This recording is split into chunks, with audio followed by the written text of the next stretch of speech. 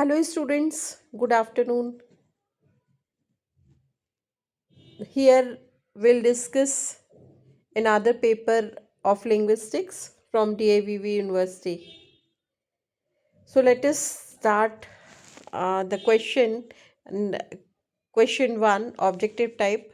But before proceeding, let me remind you that you must be familiar with the pattern that paper will be of 70 marks and the whole paper is divided into three sections. Section A, B, and C. Section A will be of objective type. Section B will be of short answers, and C is long answer. So let us start here. That's the first question. That's a linguistic evolution refers to. Linguistic is Linguistics is the study of language, scientific study of language. So, how language is evolved? In another word, we can think that we can uh, simplify this term linguistic evolution, that how language is improved, how language is developed.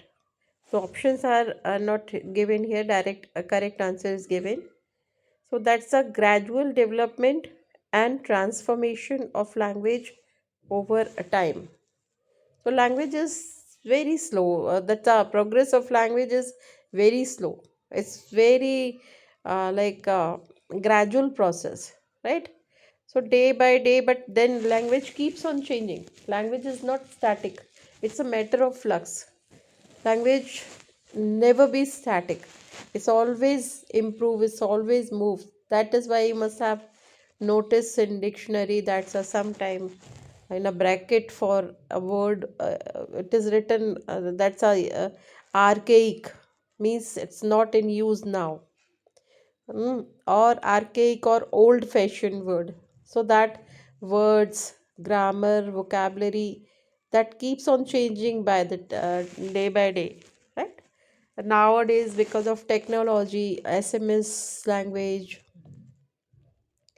email language, short language, social media language, so there are different forms of language, and that is why language, the dimension and forms are being changed day by day. So that's the question, is that what's the linguistic evolution? So that evolution is still going on. So that's a gradual development and transformation of language over time. So gradual development and transformation, language transforms with period of time, right? Explanation: language is organic. Evolution describes how English shifted from Old English, right, Beowulf, to Middle English, Chaucer, to modern English, Shakespeare, today, through natural usage, right? So once upon a time, English, that's a evolution describes how language shifted to Old English. Old English is a that's a when German and other tribals moved to the places. If you have remember the development of English, so there's a German tribes and three tribes they moved to Britain, right? At that time it was uh, the local tribes, so they just pushed them and then they started living, and around 600 years they lived there, and then their language and local language it blended, and then this way then middle period, middle stage came, right? So that's a Chaucer's time came, because Geoffrey Chaucer is known as the father of modern English literature and language. So he started writing, so that form of language was changed, right? And then modern language, Shakespeare came, born in the 16th century, and then it was Elizabethan era, so Queen Elizabeth had given lot of freedom to write to artisans, right? So then that's it was the very golden time of literature.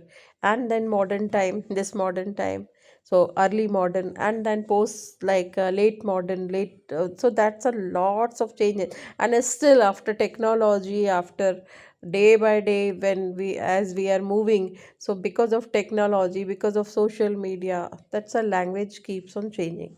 So that is the linguistic uh, evolution, right? Okay. Number two, how technology influences the English language. Technology. Just now we discussed how technology influences the language. Answer is it introduces new terms and expressions. We had already discussed, right? That's our new terms and just for example, as known as possible, right? As early as possible, right? As so not possible, as known as, right? So that's a this a short form. There are lots of new terms. Let me share with you that there was a poetry recitation competition in our college, and one of the participants came to me, and she was reciting poem. I was in I was uh, that's a judge on that particular poetry recitation competition. So then I listened that many students they were speaking, they were reciting poetry in English, and then they used short forms and abbreviations and acronyms, and number of new acronyms and abbreviations were there in their poem. So that is a very great new change. I tell you that lots like for example, do you suppose you are finding something, so I can say okay, do Google, right? So that's a now Google is the just a it's a search engine, but now we googled but we could not find. So here when we you say we googled, so that's a verb form, because you googled means you find you have found in search engine, right? So that's a Google this and if I say that okay, find it, change the okay, if I say that you will find this material in Google, so that's a noun form of Google. And there are lots of words, lots of changes, lots of acronyms, phrases, sentence, wanna want to be a, so there's a short form of wanna. In fact, very interesting thing I tell you, that's a we care for you, so that's a we, right? Care, there is no substitution of care but for you, so this is a language, SMS language. So that's a these are the changes. Okay, now technology creates neologisms, right? Neo means new, so new is new. Words like blog, firewall, emoji, DM, so many I told you. That's a lots of new words are there, right? Number of cookery shows, number of podcasts, and podcaster are there. They ask in a different way. So many things. Now it also changes existing words. So that's it. Existing words are also changing, being changed. Cloud no longer just refers to weather. It's a kitchen cloud. You can store your information in cloud. So these are soft copy, hard copy, right? So lots of words. By the time vocabulary, phrases, sentences, clauses are being changed day by day, right? So that's a great change, and that's a very rapid change nowadays after AI. So these are the changes. Now, third question, the study of phonology primarily focuses on. So, that's a phonology, study of phonology. What's the primary function of phonology? Answer is sound pattern and systems of language. So, we had already discussed in, okay, last paper I have discussed.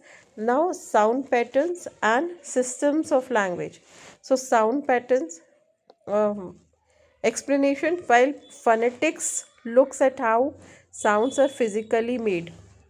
Very important part. How sounds are physically made means that's a organs of speech, right? And then there's a part of phonetics. So that's a vocal cord, okay, trachea, and this mouth, and this teeth. Okay, this tongue, uvula. So these are nostril, lips. Okay, and so we all have that's a trachea and esophagus and the vocal cord, right? Epiglottis or something. We all have discuss, that's the organs of speech. Organs of speech which are uh, which tells that's the upper part. Upper part is called, that's a active active and lower one is lower part is, that's a passive articulators. Upper active articulators means upper lip, upper teeth ridge, tongue. These are, so how these parts, organs of speech participate um, to create sound. That is called, that's the study of how sounds are produced physically, right? So that is the matter of phonetics. But phonology looks how those sounds which are produced by organs of speech or articulators, these sounds function.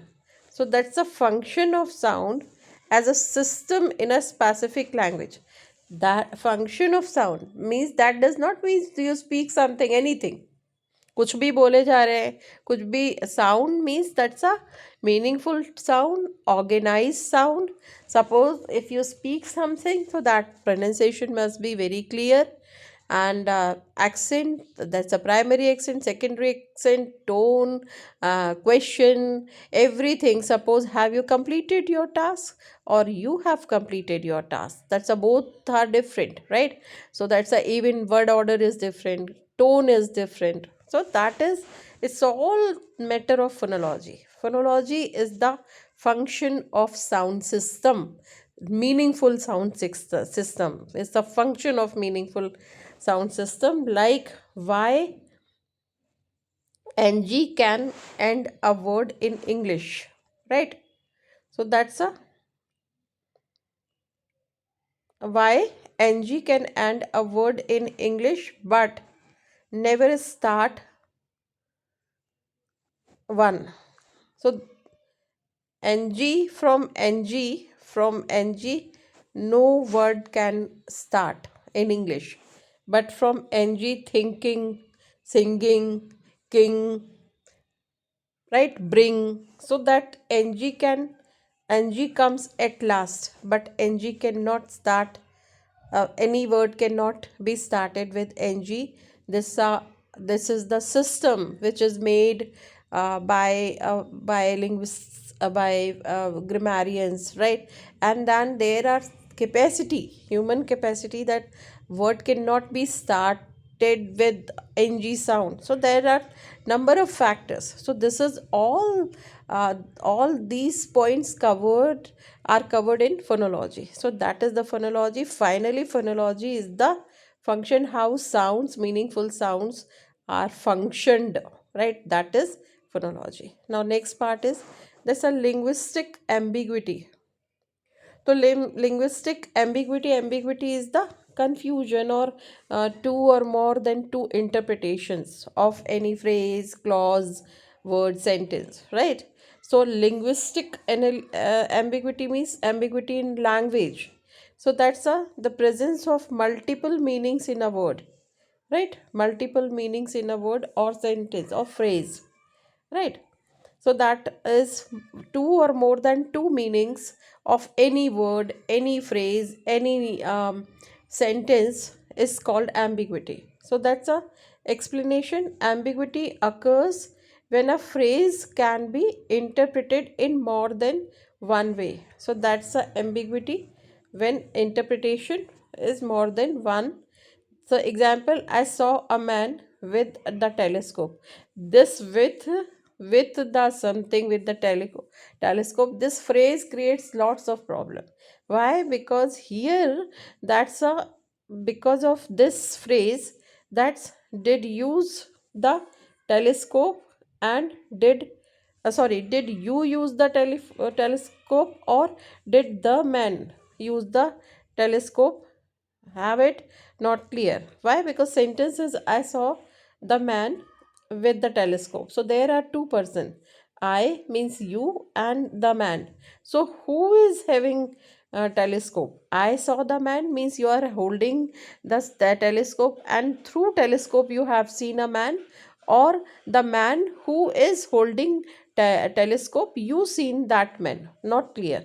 So that is called um, linguistic ambiguity, right? Linguistic related with any language, any ambiguity or confusion means interpretation more than one, right? The presence of multiple meaning or multiple interpretation in word, phrase or sentence, right? Now next, in translation, transcreation refers to, translation is different and transcreation, to create. So what is transcreation?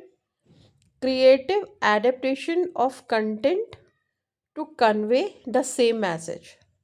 So that's a adaptation we have to adopt, right? Creative adaptation of content to convey the same message. Example, common in marketing. It is not about translating words but translating the intent and emotions. Right? So that's a mm, when we do marketing of any product, so then we translate intent, intention, and emotions. Suppose there is advertise of any suppose Bornvita, for example, right? And a marketing of Bornvita where message must be very clear that it should be reached to the kids and parents, right? So we have to capture parents, we have to penetrate parents mind, so that's emotionally we have to convey them, right? So and that is good to their like health, right? So it's the healthy product, like this. So that is transcreation, because language and tone and music and background and color, everything, so that is overall change through color, through tone, through language, through acting. That message is being conveyed, it is not word to word change, not just change. So that is transcreation, means you are not just changing the language, you are changing overall emotions and everything, so that through these words, but then words, not only words but non-verbal communication also, that is that change matter. Suppose I have given you one matter that this way you have to create an advertisement, and in which you have to convey this message. Now it's up to you. So that's a companies are given, Samsung company, any companies are given this task, so they do advertiser industry is a very big industry, so they do the same. So they got that, okay, this is the, these are the words, now they have to transcreate the words, and then they have to convey the message through emotions and intention must be very clear. So that process is called transcreation. IC analysis, immediate constituent analysis, primarily focuses on IC analysis, right? We discussed a lot, and that's the focuses on. So that is analyzing the information structure and coding of a message. What does IC analysis do? So that's IC analysis, that's a immediate constituent analysis, primarily focus on what the purpose, that's a analyzing the information structure and coding of message, so it conveys message along with sentence structure. So while IC analysis is often used for syntax, right? So IC analysis is used for syntax, means breaking sentences into parts. So this sentence, then breaking sentence into different parts, then again. So that's in the context of specific set of options. So we have set, that's a this one set, that's another set, two set, right? It focuses on structural background, right, of a message into largest components. For example, the boy chased the ball. A boy, you can write a boy chased the ball, right? So here a boy is the noun phrase, chase the ball is the verb phrase, then chase is the verb, and then it's again noun phrase. So this way we break down the sentence and we find the structure.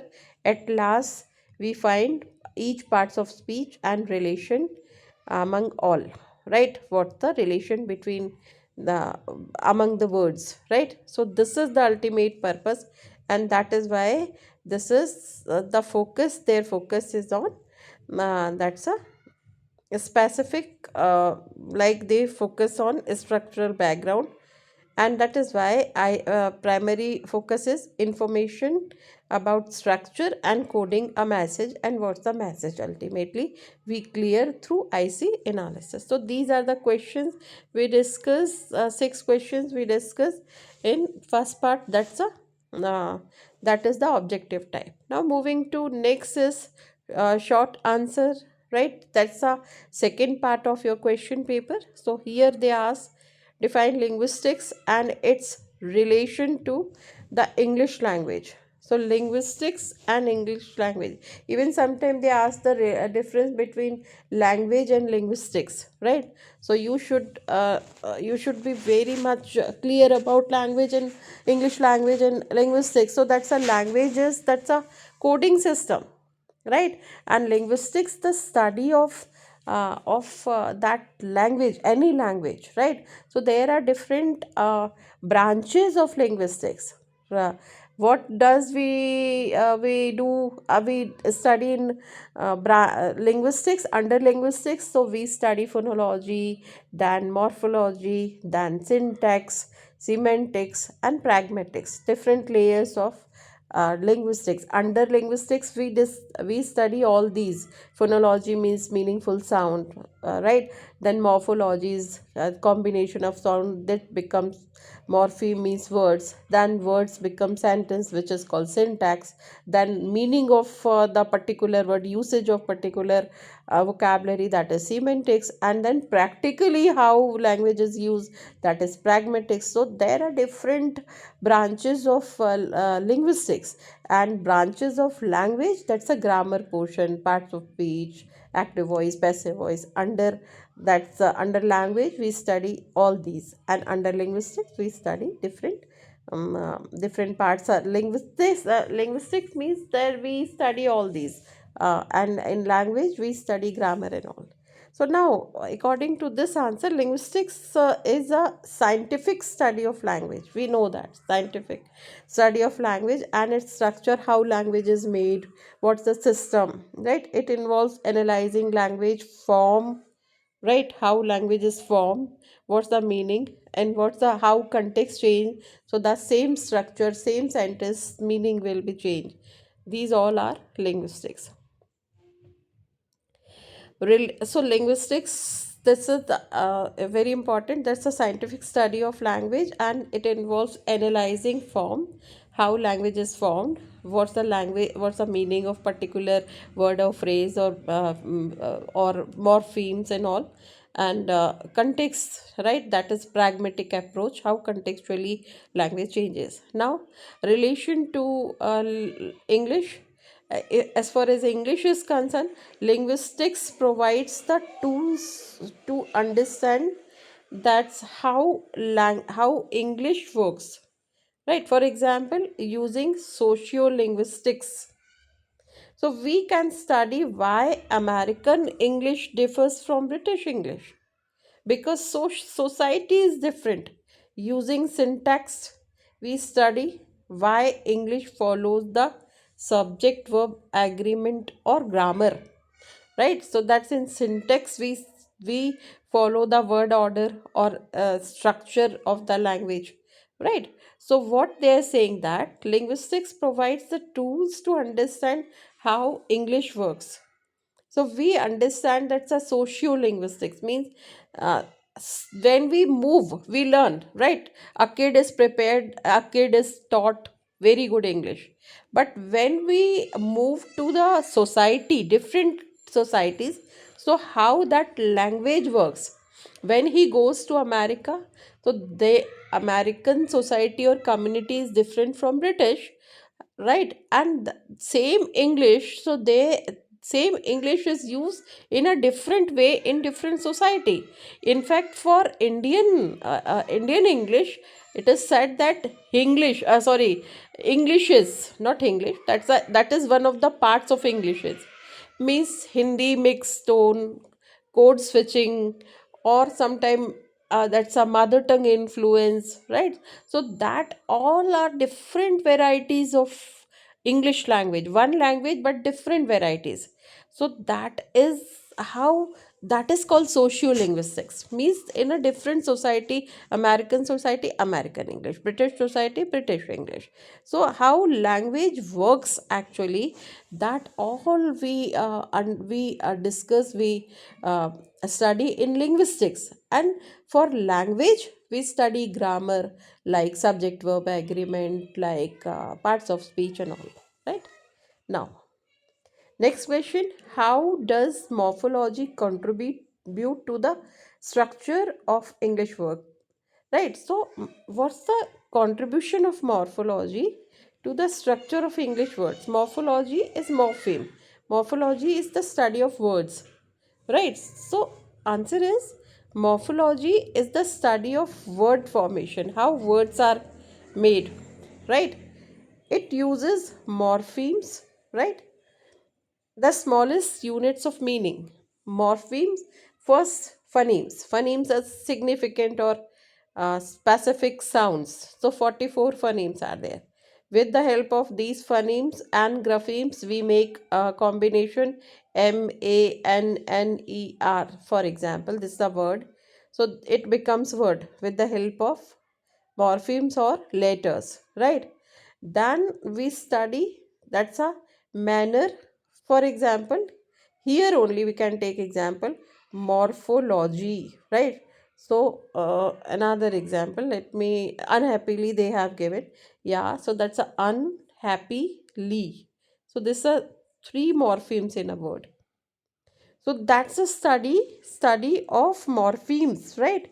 Smallest unit of meaning. And the word unhappily has three morphemes. So they do study of morphemes. Morphemes means words. Un is also word. Ly is also word. But these words are not free words but bound words or bound morphemes. And happy is the word which is free morpheme or free word. So there are two types, basically there are two types of words: free words and bound words. Bound words means suffix, prefix, affix, which cannot stand alone, which has to attach with the mm, free morpheme. And free morpheme can stand alone: happy, fan, sad, bring, all these words, right? So this is the study of morphology. Morphology allows English to expand its vocabulary infinitely by adding prefixes and suffixes. N number of words can be created. Can you imagine that there are just 26 letters, but then with the help of 26 letters, a very big uh, day by day, every day, if I am explaining you, that's every minute from my mouth, new sentence, new structure, new examples will come, right? So that is why they are saying that infinitely infinite expression, endless expression can be made just with the help of 26 letters. So that is morphology. Now, explain the significance of great vowel shift. That's a new something, great vowel shift, right? So, GVS, please remember GVS also great vowel shift, right? Why? Because let me this before proceeding, let me tell you just a fun. That's a for fun. I'm making fun, or that's a relevant relevant example. You must remember, you must have seen that's a one song, that's a मेरे पिया गए Rangoon वहां से किया है telephone. तो वो कहती है टेलीफोन तुम्हारी याद सताती है. तो जिया को जो भी है तड़पाती है. अब ऐसे सॉन्ग्स नहीं बनते. वाई? Because that's advance. आपने अगर डायलॉग्स देख लेना निकाल के एक आधी डायलॉग, तो वेरी ओल्ड मूवीज जैसे हम आपको बुला रहे थे, आपको पिताजी ने बुलाया है, ऐसे गा गा के. तो that is somewhat a great vowel. They lengthen the sentence, खींच खींच के गा गा के बोलते थे. नाउ इट इज तो very fast forward, rapid speech we can say, very fast forward. By the time that change occurred, however that change occurred once upon a time. आज नहीं है कि आप मॉडर्न आप है, बहुत पहले that change took place. How? Let us see. The great vowel shift was a massive change in pronunciation of English vowels between 14th century to 17th century, because it needs lot of energy, breathe, lengthy, so that this change occurred from 14th century to 17th century. Significance is long vowel shift upward in the mouth, bite used to sound like beat. So it is primary reason why English spelling often does not match its pronunciation today. Why? Because once upon a time that bite is beat, right? The spelling was standardized before the shift in pronunciation was complete. So they have up to 17th century. So not too much old time. आप लोग के लिए हो सकता है, पर हमें अभी अभी का लगता है क्योंकि it's not very old, right? So that's a 17th century मे भी, मतलब नियर पास में. That's a language after long travelling, long journey, language was standardize, fix. Language धीरे धीरे एक स्टैंडर्ड फॉर्म में आने लगी. कोई भी एक ऑर्गेनाइजेशन ओपन होता है तो ट्रायल एरर पे चलता है, धीरे धीरे धीरे धीरे they found one system, they create one system and standardize the system. Similarly, language was standardized, spelling was standardized, right? And that is the long vowel shift, right? Great vowel shift, that change because upward the in the mouths, bite and beat, right? Used to sound bite like and beat. So that's a change took place. And so many words change that from old English to middle English to modern English. Impact of Latin, French on Middle English. What's the impact of Latin and French on Middle English? History, if you remember, that's the French people came to Britain and then they brought French words with them, and that's once upon a time language that's a was divided into two class. For lower class English, lower class they speak English, and the higher class, elite class, they used to speak uh, French. So that was the time, but very soon it was English came into existence. So that's a French and Latin. What's the impact of French and Latin into English? So after Norman conquest, conquest is the second middle English, right? So when Norman conquest in 1066, French became the language of the court or status language. That's a language of status, right? And we got fancy words. So French, he overpowered, like French over, that's a overpowered the English language. और English पे उसका का कब्जा. तो English for lower class and French for elite class. So we got fancy words, cuisine, liberty, parliament, all these are the French words which have been accepted into English because it left very big impact on English, because English was the was the language dominated by French. So that is why when new English came, so that new English came in the form of Middle English. So that came when second time when English came, English became powerful. But this time English came in a new form with lots of French words, right? And these are the examples. These French words, uh, words came along with English, right? Accepted in English. So remember, you can remember these words also, so you can write in your exam. Now, what's the impact of Latin language? Latin, use the religion. Latin, that's a religion actually. Sanskrit, Sanskrit कहते देवों की भाषा है, तो संस्कृत का impact English में आज भी है, बहुत ज़्यादा है. तो similarly Latin was the religion, law, science. So use for religion, law and science Latin अभी भी यूज होती है, बहुत सारे words. It gave us technical terms, solar, radical, focus. These are the Latin terms. So then life is full of so many things we do in our life, right? So that's religion, law, justice, judiciary, science, innovations, and all. For all these, maximum terms are brought from Latin language. So this is the impact of Latin. And French, impact of French when Norman conquests moved to Britain, and then they overpowered, right? For at the time that they overpowered their people, that's the tribes, German tribes, right? और जब उन्होंने उनको overpower किया तो then they brought French with them. So that's the impact of French.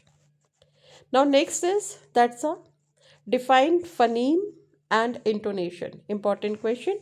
Phoneme and intonation. Phoneme, the smallest unit of sound. Smallest unit of sound, this is the phoneme. And letter, mind you, letters are 26 alphabets A B C D, but phonemes are 44 and letters are 26. So that phonemes mean sound, right? This is sh, so sh, this is sh, right? So why IPA symbols? These are the IPA symbols or phonemes, 44 phonemes. So that shape is called grapheme, grapheme, and the sound is called phoneme, sh ka sound, right? So that's the smallest unit of sound that distinguishes one word from another. So that's all word. This is B, this is D, this is P, this is Q. So that's a just ball is change, direction is change, but then all sounds are different, right? So that's the smallest unit of sound, and that distinguishes one word from another. So that's a distinguishes from one word from another. Example, P, B are phonemes because changing pet and bet changes the meaning. Now intonation. Intonation is what? That's a melody of speech. I sang a song, Mere Piya Gaye. It's a melody of speech. That's suppose I say, please kar do na. Right? I said, kar do please. I said, kar do please. All are different. Tone is that. I said, you have to submit your file tomorrow. I said, submit your file tomorrow. I said, okay, submit your file tomorrow. All are different. That is melody of speech, because our tone, our pitch, right, change the context of meaning, right? So, how the pitch of the voice rises and falls. It conveys emotions or distinguishes statement from question.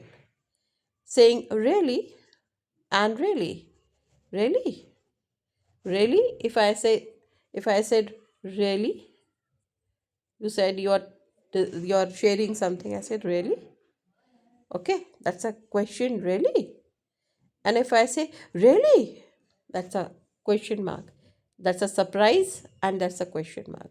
So this is called intonation. That's a melody of speech. Means our tone and pitch changes the meaning of the context or meaning of the same word, or same word, same letters, same phrase, same sentence.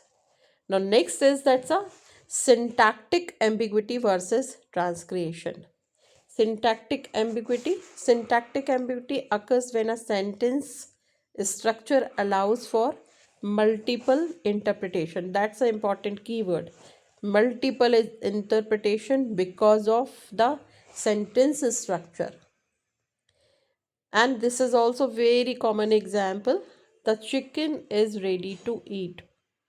The chicken is ready to eat. Is the chicken is hungry or it is cooked? Chicken, cooked chicken, cooked chicken, right? Cooked chicken or live chicken. Live chicken who is hungry, or cooked chicken because you are hungry. So that is ready, that is cooked already and kept in the dining table, ready to eat. Not clear. So that is the structural problem. Syntactic is structure. That's a structural problem creates multiple interpretation, right? One very interesting example also. That's a uh, you you fail only when you stop trying, right? And now change the position of only. You only fail when you stop trying. That will remain same. Meaning will change. When you say you fail only, means nothing is going to be done. You fail only. इतनी सी नुकसान होगा कि तुम fail हो जाओगे when you stop trying. अगर तुमने try करना बंद कर दिए तो कुछ नहीं होगा, बस तुम फेल हो जाओगे. You fail only, you only fail. तुम सिर्फ उस कंडीशन में फेल हो सकते हो जब when you stop trying. So that position of only changes the meaning. This is also example of structural or syntactic ambiguity.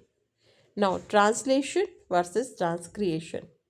Translation is keeping the words as close as possible. Translation, same translation. If I say Ram eats a mango, Ram आम खाता है. If I say मैं college जाती हूँ, I go to college. So that's the keeping the words as close as possible. Don't change, don't try to change pattern and word order. However, word order, English and Hindi word order is different, but almost same uh, number of words, vocabulary, and uh, that should be maintained. That's a translation. Translation, changing the content to fill new culture. That's ultimate. That's a, they are free. They cannot be bounded to limit the words and all. No, they have to. They changing the content to fit the new culture. To fit the new culture. Why? Because example, changing a joke in a movie so different country finds it funny, right? So that is changing a joke in a movie so a different country finds it funny. So that is joke, acting, tone, everything. That is transcreation. Another example of transcreation. That's a, you must have noticed, that's a um Sonam murder. Recently, last year, Sonam murder. That's a honeymoon murder, right? You must have listened about it. I'm just giving for the recent example. So whenever such crimes are done, so then police go there and they create the same situation so that they can find out the uh, mistakes, right? Such the distance, from this distance, if we shoot the person, so that is possible, or something. That is. So that scene is created. That is the example of transcreation, because they create, trans is change, but they create something for the same situation. So when the description of situation is different, but when they uh, then when they create something, the same intention should not be changed, but the same situation is created, means that's a that description will be different, right? I think you are getting my point. That's a transcreation, to create the change, right, according to situation. So that is the difference. And translation word to word, tone to tone, that's almost same, right? So that translation, they don't have much freedom to change, much change in from Hindi to English or German to Spanish. But here transcreation for marketing purpose, for movie purpose. So that same joke will be changed. That is transcreated, that is created according to situation. So that's a change. Now, IPA and IC analysis. IPA, that stands for International Phonetic Alphabets.